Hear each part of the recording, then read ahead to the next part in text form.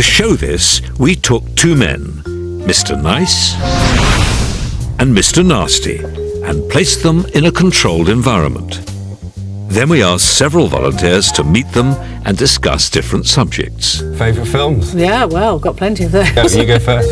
What the volunteers didn't know was that while Mr. Nice was being friendly and warm, Just be terribly careful. You've been along. Mr. Nasty was being as negative and as difficult as possible. Tom Hanks, I think he did that one about AIDS, didn't he? Philadelphia Story. Yeah. I didn't like that very much.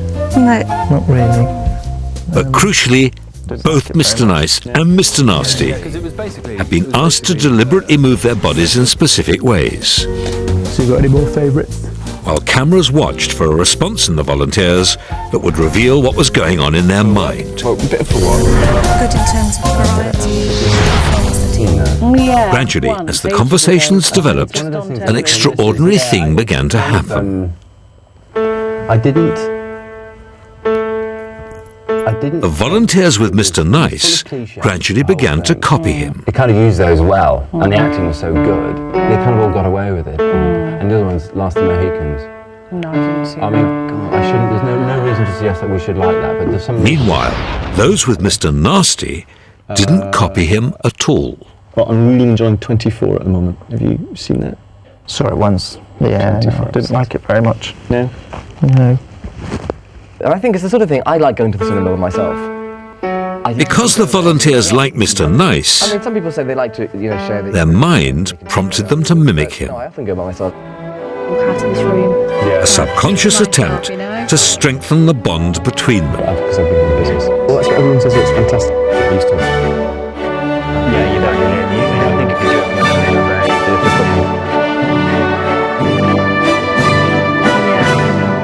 There are so many great people that you can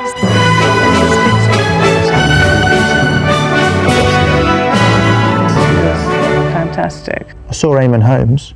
Did you? Yeah. Did you speak to him? No.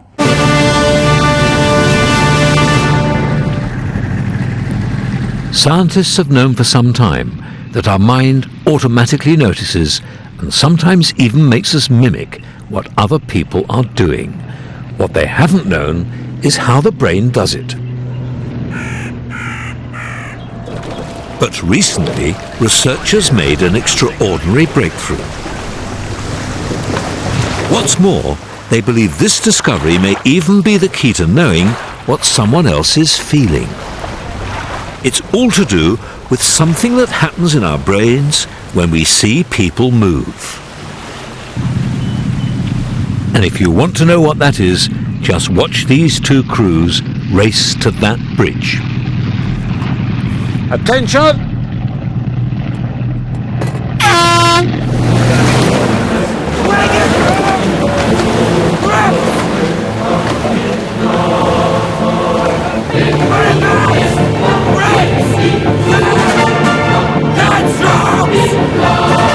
It seems the secret to understanding what people feel lies in watching them move.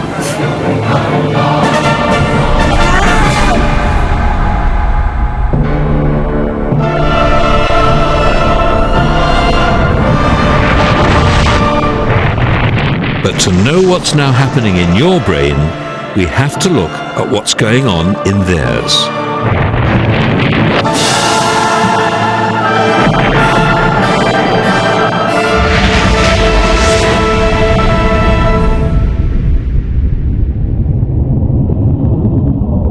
A particular part of the brain is controlling each of the physical movements they're making. But in this area, there's also a small cluster of cells which help prepare their body for its next movement. Every action, in this case it's rowing, has its own unique pattern.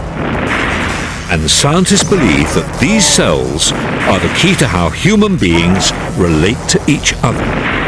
Because not only are these cells firing in the brains of the rowers, they're also firing in exactly the same way in the brain of anybody who's watching them.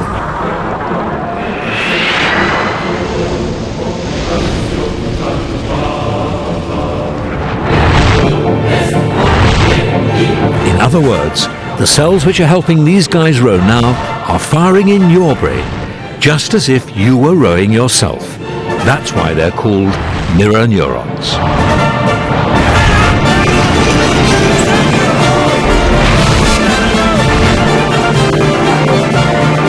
Mirror neurons mean that you're not only watching what these men are doing, your mind is actually feeling something of what they're feeling.